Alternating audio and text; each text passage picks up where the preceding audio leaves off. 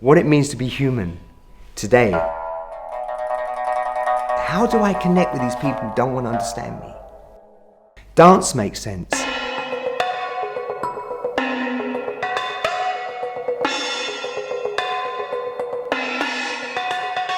I've been coming to Sadlers Wells for 44 years, since the age of 17, and I'm now almost 62. I went to university at 21, where I took my very first dance class. And when I took the class, I discovered this sensation of losing myself and finding myself exactly at the same time. And then after that class, I went to the dean of the university and I said, I want to quit. I'm going to be a dancer.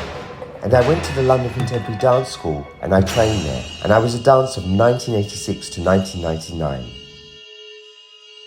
When I started working with Akram Khan in 2000, I was very curious about what was happening in China in terms of dance. So I went over in 2004 through a British Council trip just to meet many Chinese artists in Shanghai, Beijing, Guangzhou.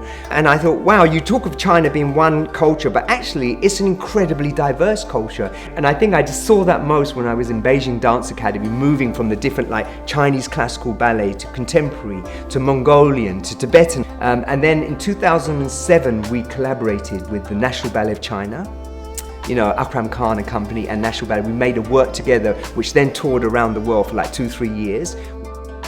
When I brought Yang Liping here, the iconic Chinese choreographer, in 2016, and I was really nervous because you're bringing this very special person into a completely unfamiliar environment. So I took a plane and I went to Kunming, where she works and lives. She's almost like an empress. She walks in the room regal, graceful, and then she laughs like no one I've ever known, And then she was working on this production called Under Siege, which is this very ancient story of the transference from the Chu dynasty to the Han. As a producer, my job is very simple. I have to be an alchemist. I have to find a way what they already have and transform it into something better. One of the most important things about art is to be authentic and to be truthful. And you have to retain your cultural authenticity to be appreciated. My challenge now, and the one I love most, is working particularly with Chinese stories and finding a way that they can be universally understood, respected, appreciated, and learned from.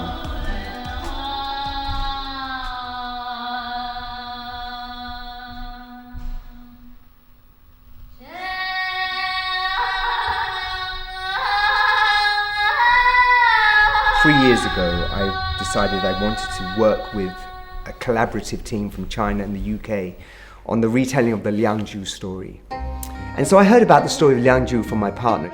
So one thing I didn't mention so far actually is that my partner is from Taiwan. So my connection with China goes back 40 years, even for families. And she told me about this story and she said, wherever Chinese people go, the story of the butterfly lovers follows them. And as you know, the story of Liangju is not fixed. And this is a very beautiful thing about Chinese culture. In fact, that some of these stories are allowed to evolve and not become revered like a Bible. So we carried on doing this and we realized that to tell this Chinese story, we have to find a new language for today. A new language of music, a new language of movement, a new language of visual scenery. And I was very lucky that I was working with Tim Yip, the very successful, famous Chinese designer, because he has a rich understanding of Chinese culture. And the choreographer Disha Zhang as well. We explored the theme of connection and breaking connection. We explored the theme of desire for knowledge. Liangju is a complex story. It's about duty. It's about discovering desire. And also the knowledge that you have to sacrifice something to gain something new. And so it's not a tragedy as Romeo and Juliet is. It's a story of hope. Because actually to have something, they have to reincarnate their bodies as butterflies to become something new. The real important thing is that the story can have meaning to how we live today. It can help us to learn about who we are, and it can tell us what it means to be human today.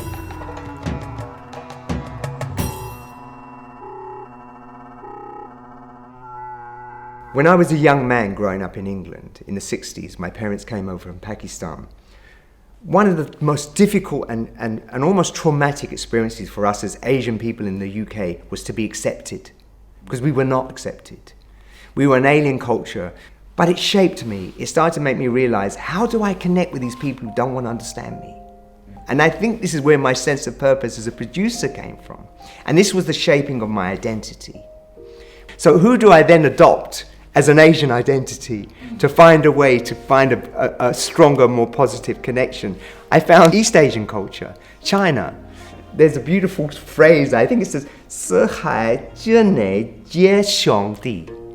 And I love this fact that all men are brothers and we have something in common.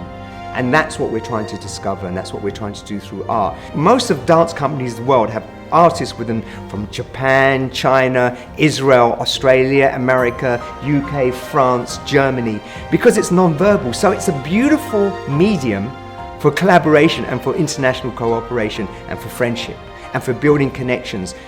So if you think about my journey and my sense of purpose, dance makes sense, China makes sense, Asia makes sense, because it's a way that I find a creative and optimistic sense of purpose for myself.